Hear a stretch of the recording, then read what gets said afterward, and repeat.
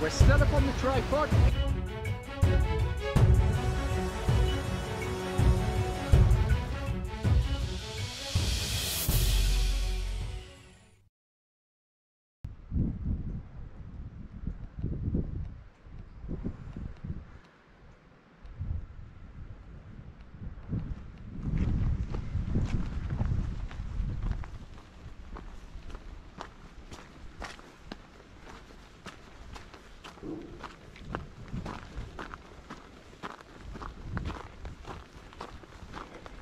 Good morning, everybody. Jasper here. Welcome to, I believe it's the 19th of April, and this is day one of a 2-day hike in the Beaver Valley section of the Bruce Trail here in Ontario. Nowhere else I'd rather be. Chilly this morning. Wow. It's about 6:30 a.m. and I just left, 10 minutes ago, my parking area where I leave my car for the next 2 days. Look at the view. Isn't that beautiful across the bay? The sky, gorgeous. Love those contrasting gray colors. Hard to believe, last week it was like, I don't know, 80 degrees Fahrenheit. Today it is, let me see, minus 4 degrees Celsius, so that would be 22, so 24 degrees Fahrenheit. So we went from 80 degrees last week to 24 degrees Fahrenheit this week. Yeah. Whew. Yeah, good morning, everybody. Ground's crunchy. That's okay. We'll take that. This section is notoriously muddy, and it will be over the next 2 days for sure. But that little bit of crunch this morning, those cool temperatures, just make it a little bit easier underfoot. Okay. Let's get into it, shall we?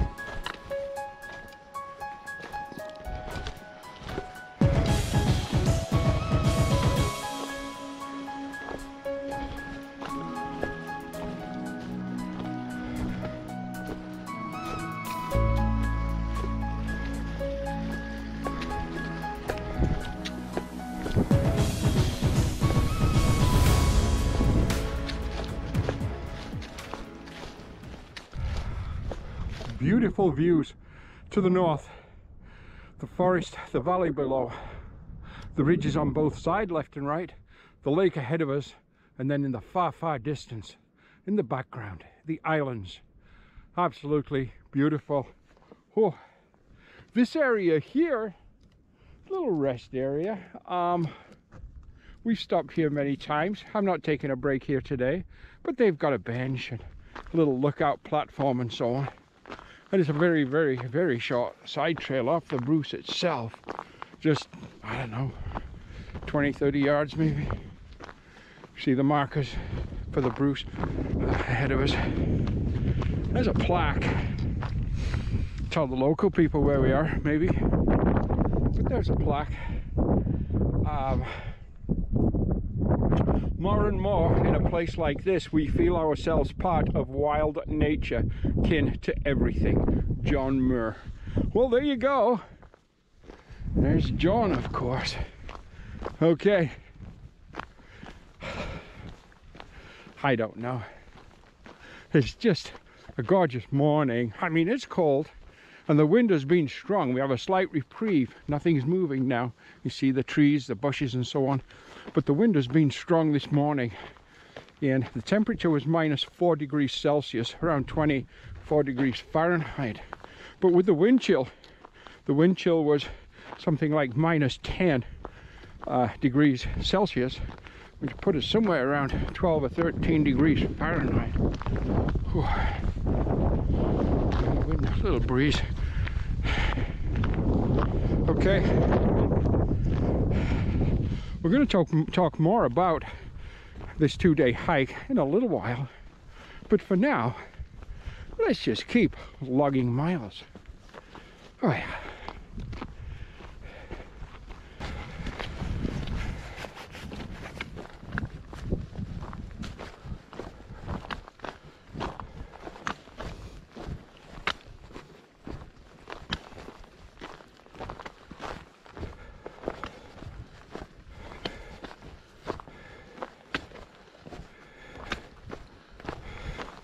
It's a beautiful section of trail and great views through the trees that, of course, you can only see, well, this time of year, I guess. And another month, all you'll see is green leaves. But yeah, this is a beautiful section of trail, one of my favorites. I often compare this section of trail to other sections and other trails. And we're entering into the Laurie Forest, again in the Beaver Valley section. So we're right at the southern end of the Beaver Valley section, or the northern end of the Blue Mountain section. Where we started from this morning was right at the beginning of the Beaver Valley section, or again right at the end of the northern section of the Blue Mountain, or the northern end of the Blue Mountain section. Maple Lane, that's where we park. I've parked there many times. Overnight day hikes and 2, 3, 4 day hikes. I've had no problems with my car being parked there overnight, or sometimes 2 or 3 nights. Yeah, up the trail, oh, maybe, I don't know, a couple of kilometers, let's say, but I'm not sure right off the top of my head. There's a lookout area. I think that's Craigleith. Not sure if it's Craigleith or Georgian Peak Ski Club. Well, that's where we're going to take our first break today. A little electrolyte water and a bar of some kind. And we'll push on from there. It's about a 28-kilometer hike out. And then a wild camp. Again, at an area I camp at quite a bit, or hike to quite a bit. And then tomorrow, we will hike the reciprocal, the 28 kilometers back. So I guess it's an in and out with a wild camp in the middle.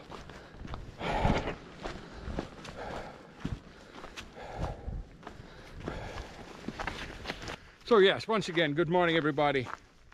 So yeah, the Beaver Valley section, beautiful section of the Bruce Trail. Temperature this morning, -4 when we started at Maple Lane with strong winds, which was a wind chill factor about -10 degrees Celsius, or what would that be, about 12, 14 degrees Fahrenheit with the wind chill. Right now, winds calm. As the day progresses, I think the winds are due to back down later today. Anyhow, purpose, well, training, fun, enjoyment, adventure, and this is a section of trail, again with an overnight camp, that I use a lot for trying out new gear. We have a few things on this particular hike that we've purchased and we're trying out new. Now, I actually did do this same hike 2 weeks ago over Easter. And I did try out the same gear that we're trying out again today. I didn't record that. I did bring my camera, I brought all my gear, but I didn't put an SD card in my camera. And that's because I just bought a new GoPro Hero 9, and I'd taken the SD card out of my 8, which is what I'm using right now, my GoPro Hero 8 Black, which I absolutely love, but this camera is beaten to death. It's done an awful lot of trails, awful lot of miles. Screen on the back is all cracked and crumbled, but it still works. Anyhow, so I couldn't record that particular hike. Now that was cold. The night time it went down to -7 degrees Celsius. And I was actually lucky the next day that I had, same as I have now, a pack of hand warmers in my pack. Because in all truthfulness, on the way back the next day, they did save the day because my fingers were just cold. Okay, what's the new gear? One is my jacket. I use, of course, I have my Z-Pax Virtus rain jacket. And I use Frog Tog rain jacket. A rain jacket. But this is something a little different. For Christmas, my Secret Santa got me a $100 Amazon gift card. Thank you, Secret Santa. You know who you are. And with that, I bought this jacket which came with rain pants. It's more heavy duty than, say, the Z-Pax, but it pretty much double the weight of the Z-Pax. But for this time of year, it's just fine, especially as a windbreaker when you've got freezing temperatures and stronger winds, which seems to be working perfectly. It did last time, and it is so far today. So I'm liking it for this time of year. Not a jacket I would take on a through hike. Too heavy for that. Comes in at around 16, 17 ounces. But definitely this time of year it would be considered a lightweight windbreaking rain jacket that really does keep you warm, help dramatically. The next piece of gear is a tent. Yeah. So first of all, last year I'd posted or I'd done a video and I'd mentioned my Celtic 2-man Salida tent, which I really liked. But I just recently sold that tent, in fact just a few days ago, to a gentleman in Newmarket. And I had purchased about 4 weeks ago a new tent. I went with the Durston X-Mid 1. That's a trekking pole tent. It's a one-person tent. So a lot of new, oh, nose is running, excuse me. A lot of new features on that tent. First of all, it's a one-person tent, so the actual bathtub is smaller. It is a double-wall tent. I do not like single-wall tents. Created by Dan Durston from British Columbia, a through hiking PCT hiker and many other trail through hiker. Lightweight at 28 ounces, 2 pounds. So that right there dropped 1 pound 2 ounces from my pack weight, just going from the Big Agnes Copperspur UL2 again to the Durston X-Mid 1. But there are learning curves. There are features about a one-man tent that when you've been a 2-man tent user, the one-man trekking pole tent is going to have a lot of features that are very different. This does have 2 doors and it has 2 extremely large vestibules. And when I used it the last time over Easter for the one-night camp on this same kind of the same section of trail, it did an excellent job. And I woke up the next morning and it was just covered in ice, just from condensation, hoarfrost maybe. But anyhow, and then another piece of equipment we're using is cook pot and a burner. So you'll know I did a video on cook pots, so I recommend you take a look at that. It's probably in the playlist under gear. Take a look at that because there's a lot of information about cook pots, cook stoves, what works, what doesn't, because there's a lot out there that doesn't. what's more efficient and what isn't. So I'm a believer, first of all, in a heat exchanger on the cook pot. That is the section at the bottom, like a ring of baffles, if you will, that goes around. There's a little extra weight, maybe an ounce of extra weight to the cook pot, but it reduces greatly, up to as much as 40%, depending on the heat exchanger's design, of gas consumption. So that can be beneficial. Is it beneficial to carrying that extra ounce? Only time tells. So I've been using last year, 2022, on all my through hikes, the Appalachian and then the Bruce, I was using my jet boil stash. Ridiculously expensive, but about 5 ounces lighter than what I'm using right now. What I'm using right now is called the Wind Sea. Now a Wind Sea is the pot, 2-part pot with an heat exchanger. So it's got an 800 ml base pot, and then I think it's about a 500 ml or 400 ml cup pot on top. I missed that cup from the systems I've had before, my Optimus Terra, and I would have bought that, but it was double the price of the Wind Sea. The Wind Sea does fit inverted or regular way up, whatever, a 8-ounce butane fuel cylinder, which is great. But again, it comes in at about 5 ounces more weight than the jet boil stash. And I'm also using it with, today, a different burner. Now we know we've tried the BRS 3000s, and I'm not a lover, they're not very efficient. But they have another model.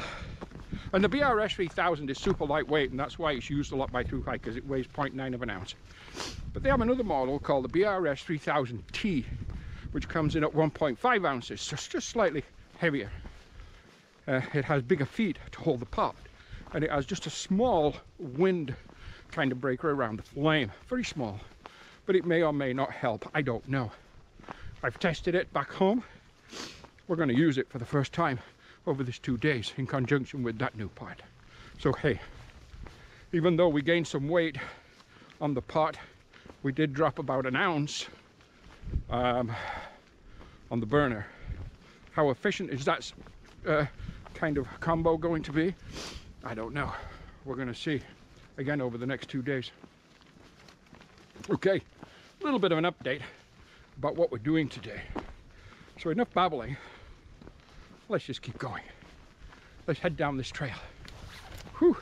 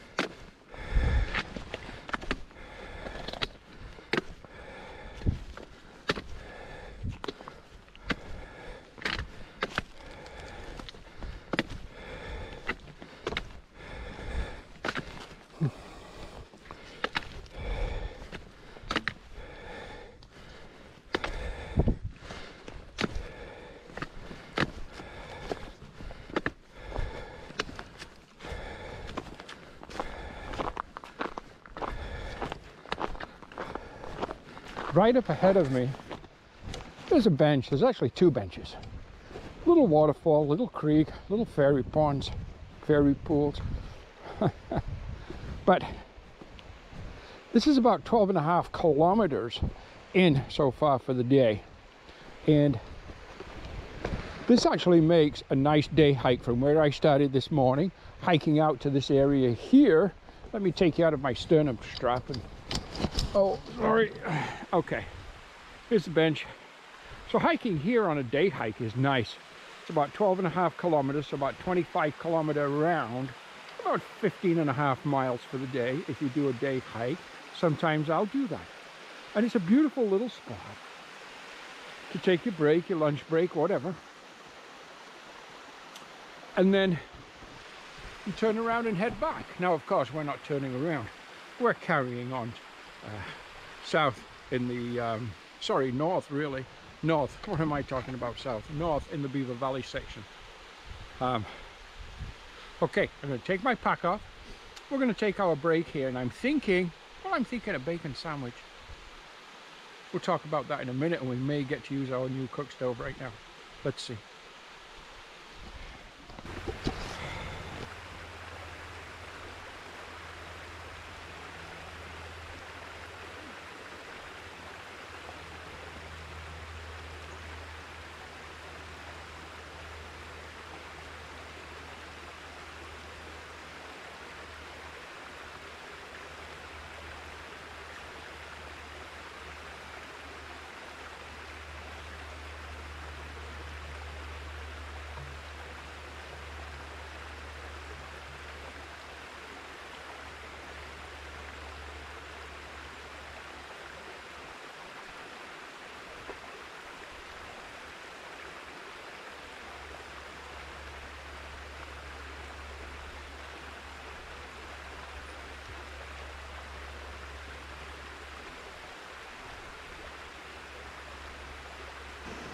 Okay, so the new pot, it's called a Wind Sea, or Wind Sea, whatever. It's got the heat exchanger on the bottom. That's the ring you see around the bottom, the baffles, and it has the two-piece, which is the pot, which is 800 ml, and then the cup, which is also the lid, which is, I believe, 500 ml. The burner we're using is this very, very small, kind of, very much like the BRS or BSR, whatever it is, 3000. But it's called, I'm going to take out the little cover for it, or the little bag for it, and show you. It's called Boundless Voyage Outdoors. Now, this particular burner weighs 1.5 ounces. This is the first time I'm actually using it on trail. So we're going to see how this combination actually works. Yeah. I just filtered my water. Uh-oh, and you've got frost and ice on your screen. Excuse me. I'll try to get that off there. Yeah, we just filtered our water. We've got the water for coffee. We have some whole wheat bagels with us, and we have some bacon jerky. We're going to make a sandwich out of that with a little ketchup on it. We're going to have a bacon bagel sandwich. Oh yeah. Okay, let's get to making coffee, shall we? Coffee's made. It's good. Bacon sandwich on a bagel is made. With ketchup. Little McDonald's packages. The bacon. I'm using Jack Link's bacon jerky, and you know what? It's just like, it's soft. It's not crunchy or anything. Little chewy maybe, but it's just cooked cold bacon. It's fine if you're a bacon person. Lightweight, 65 grams. Easy to carry. I use these a lot on through hikes and section hikes and whatever hikes. You get some protein, some meat, some fat. They're about $6 to buy them. So the pot, it's called I don't know if it's Wide Sea. Is that Wide Sea? Would you call that Wide Sea? What would you say? Anyhow, whatever. The heat exchanger on the bottom, it's that baffle system. Now that honestly, has been proven to me, and I've proven it to myself over and over again. It uses significantly up to 30% less butane than just a basic flat bottom pot.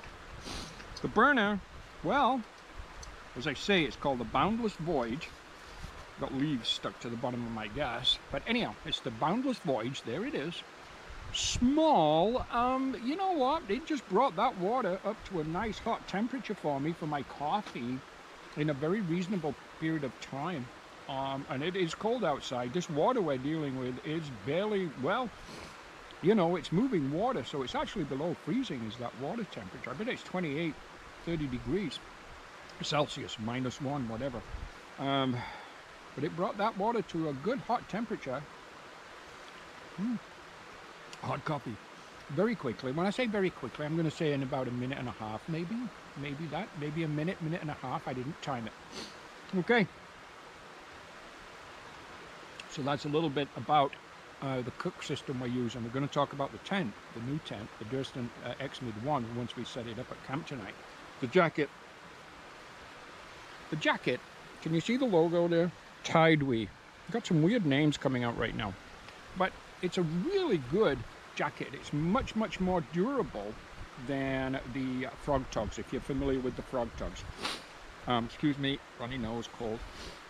It's about twice the weight, though, at around 16 ounces, I would say, for this jacket. So again, it's too heavy for a through hike, but it is a rain jacket. It's a great windbreaker. It's keeping me really quite comfortable out in these cold temperatures, and it's still below freezing. Right now, I checked as I was making my coffee, and right here, according to the weather app, it's -2 degrees Celsius or 28 degrees Fahrenheit. So it is supposed to warm up, and tomorrow's supposed to warm up. The wind we're sheltered in here, so we're not experiencing the wind, but when you get out in the open, the wind is really still quite strong. But apart from that, all is good. There's marks of some kind. I don't know if it's water droplets or whatever all over the lens of my GoPro. I hope it's not affecting too much the image quality, because it's what we've got to go with. Okay, I'm going to enjoy my lunch, and then we're going to carry on down the trail.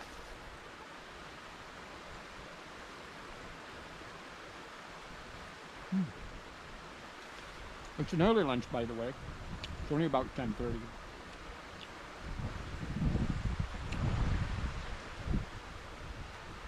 Take a look around.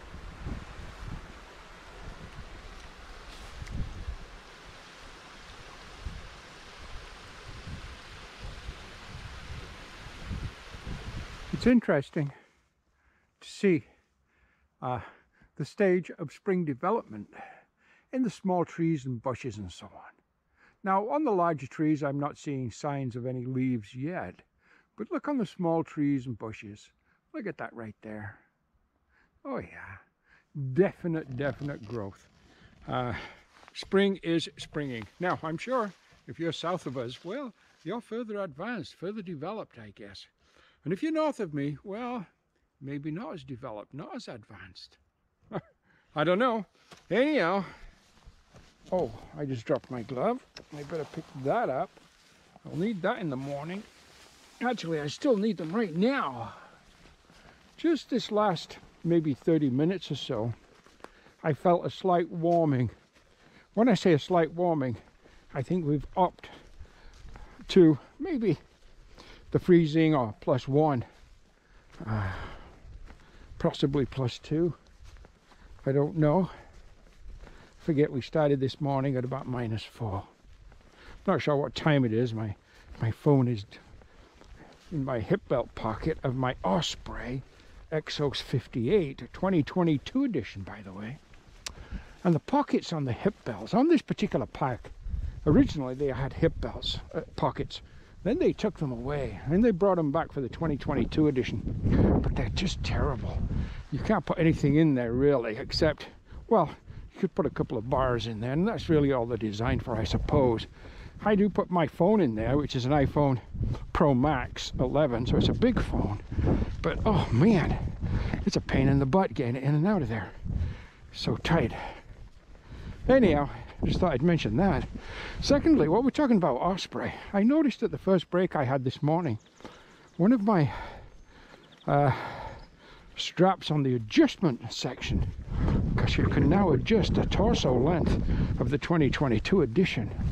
On the previous editions you could not, but I noticed it's fraying on the left side. It's kind of on the left side as you wear your pack, so. And it's fraying, and I had my doubts about it when I saw that system that they had on there, new for 2022, the adjustment systems. I didn't really like what they'd done. Looked like they'd done it very cheaply to be able to adjust the torso length, but I think if it fails, the pack's pretty much useless. And I think on mine it's failing, and I purchased this pack after I finished the Appalachian Trail last year. So I have done the Bruce Trail with it, and then just maybe a couple of 2 or 3, or maybe 3 or 4, maybe this is the 4th kind of 2-day and 1-night camps with it. So it's not been overworked by any means, not for a, you know, a supposedly high-end backpack like Osprey. But I had the same trouble with them, with Osprey. They have this, what they call this almighty guarantee, but when I was on the Appalachian Trail, my Osprey Exos 58, the previous one, it failed miserably. And Osprey wouldn't give me the time of day. And I told them I was through hiking the Appalachian, and they said, well, just get a new pack. I couldn't believe it. Terrible. Anyhow, there are other packs I'd really kind of be interested in. The Ipolite, for instance, 3400. That was very, very, very popular on the Appalachian and the Colorado Trail. But expensive. Gonna cost big time to get that here to Canada with duty and everything else, exchange rate, shipping. I bet you're looking at over 500 bucks Canadian for that backpack or more. There's also the Durston.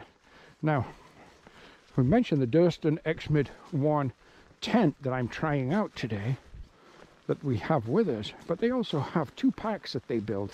They call them the Kakwa. It's a Durston Kakwa. They have a 40-liter and they have a 50-liter. I'm really thinking about the 50-liter pack. It's 260 US. But anyway, that's just another thought. I don't know. I know their 40-liter has great reviews right this minute. Like their tents too. The product was hard to get. They only have limited quantities at a time.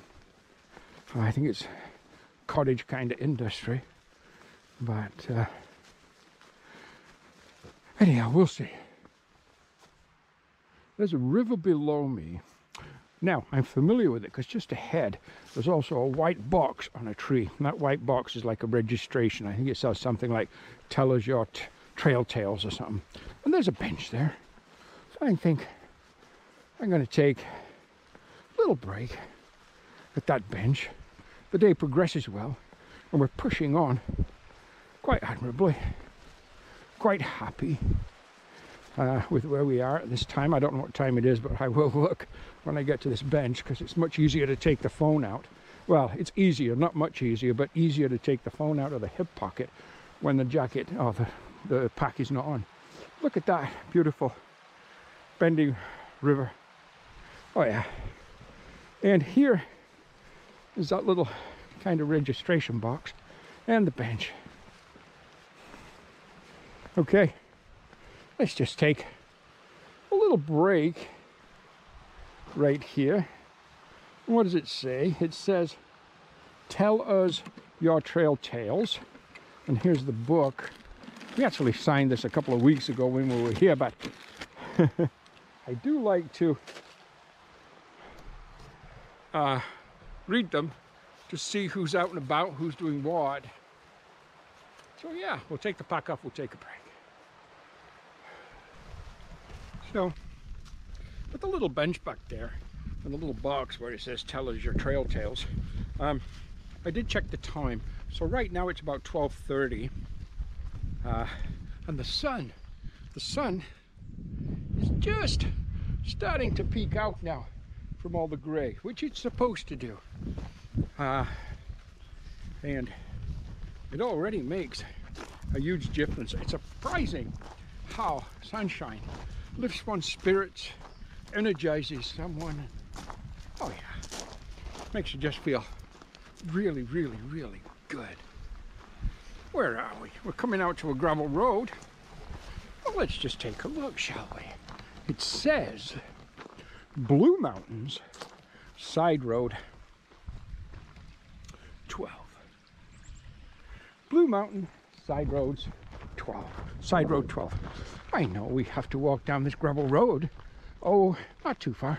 Then we're going to make a left turn, go back into the forest area and then farm fields. As we keep pushing. Okay, ever bit by bit, ever so slowly it feels like, but it's not. Closer to Metcalf Rock. It's absolutely gorgeous out here, you know. Oh, there's some trees. Look, we were just talking about the trees. There's some with some growth, some leaves starting. What a wonderful time of year. The world just seems to give birth to everything. Oh, in fact, just to my left there's a lot of greenery in those trees. Oh yeah, it's almost day by day you're noticing a huge difference. But you see that greenery up there in those trees? Oh yeah. Anyhow,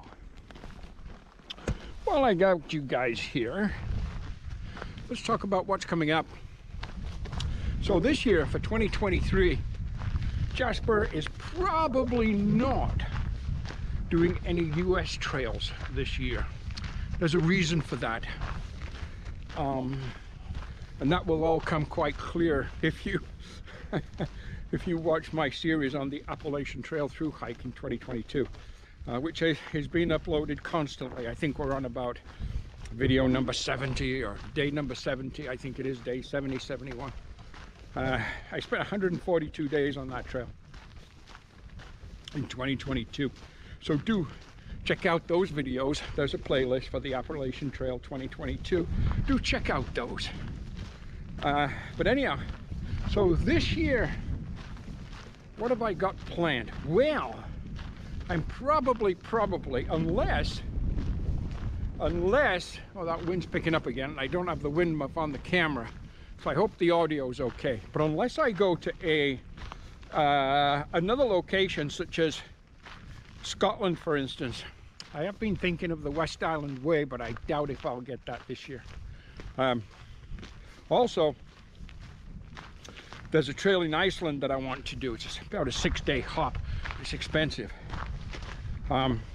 It's a guided trail, but it's exactly what I like. So I love Iceland. As a photographer, I've been there several times. I'd like to do that trail. But again, I don't know if I will this year. I got so much going on. I've got some great hikes planned. I haven't got them written in stone yet, so I don't know what's coming first. But I am going to, I may very well through hike the Bruce Trail again this year. And if I do, that'll probably be in the fall. But before then,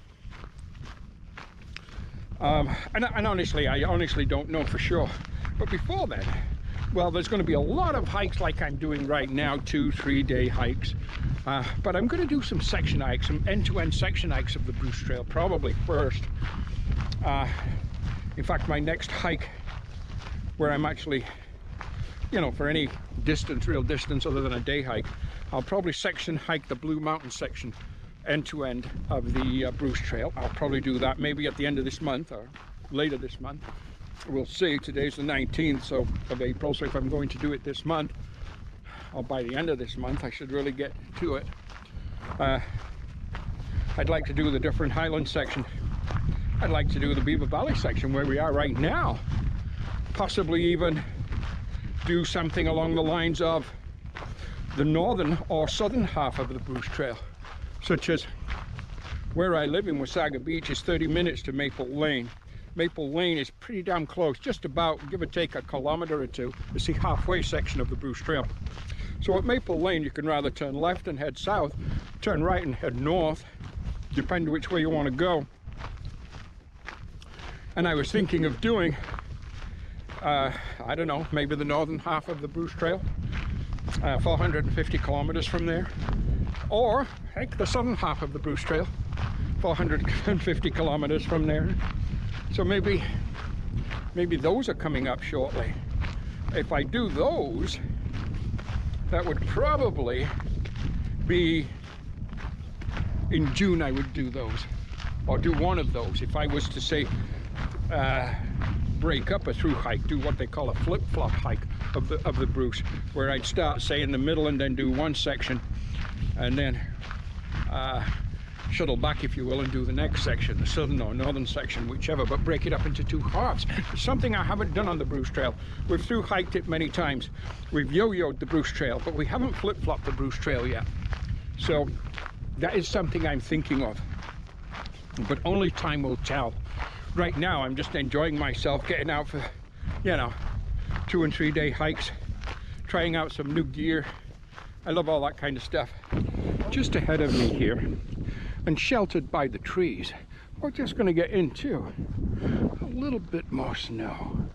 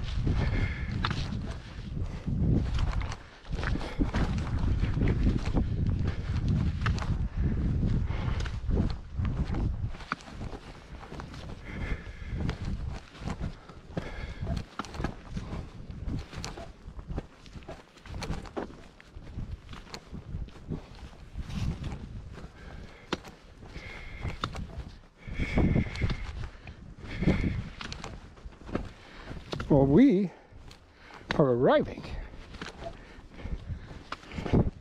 at camp. The Bruce Trail, as you can see from that blaze, continues to the right. We're going to jump off the Bruce Trail now, head this way to the tenting area.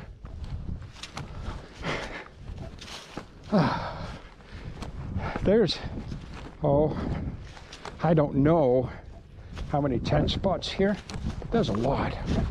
It's very kind of flat. You can see, in fact, I'm going to take you out of the sternum strap and show you. Excuse me. Let me get you set up properly. Excuse me. So right through there, tenting areas with the fire pit. Tenting area to my left. Tenting area that we're walking right over, right down here. Many, many more through here. Where I camp, or tent, is a little spot, and it's vacant. In fact, there's nobody camping here tonight. Oh, not yet. And I doubt there will be, as I said. Here's a fire ring. Well-used fire ring. Oh yeah. And right here is where I'm going to make home for the night. Okay, let us get this pack off and think about getting the tent erected, getting some camp water, and getting organized. Oh yeah. Okay, so right in front of me, here is the spot we're going to put the tent. Now, I've already checked for rocks, twigs, anything that might be damaging to the bathtub or the base of the tent. And of course, we are going to use a Tyvek footprint. But I'm going to sit you guys down maybe right here. Right about there. Let's go ahead and put this tent up.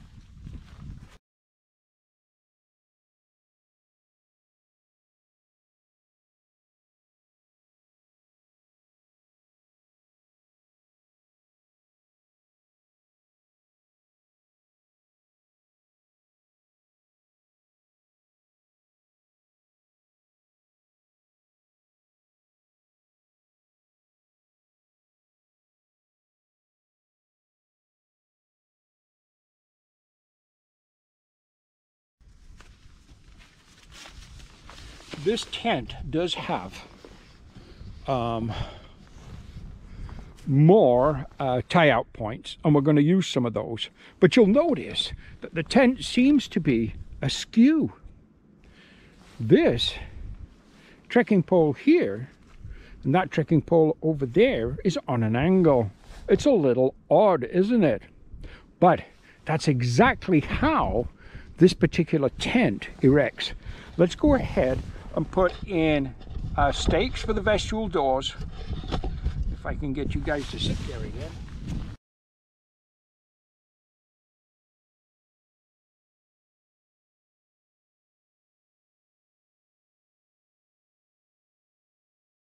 Okay, looks a little odd, but this is the way this tent is designed.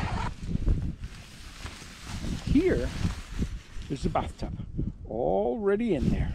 Now, again, I'll just sit you guys right here for a minute.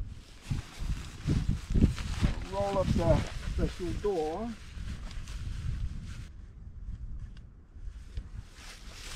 Okay, let's take a closer look.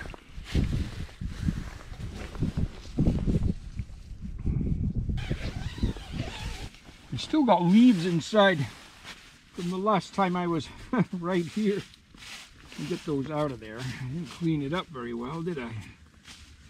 Anyhow, you can see a little better the actual interior. Oh yeah, look at that. Look at the vestibule space. It's going to be on both sides. Just amazing. Lots and lots and lots of space. Look at this. Absolutely amazing space. So you know what? From what I'm seeing after the bits I've used it, this is the 4th time I've put it up, and it'll be the 2nd time I've slept in it. The first 2 times I put it up was at home, just on my grass at home. And then the last time I was right here over Easter weekend when I came out for the hike. So yeah, that is the Durston 28 ounce. It's touted as being extremely durable, extremely capable and competent in bad weather, high winds, heavy rains, and so on. Only time will tell.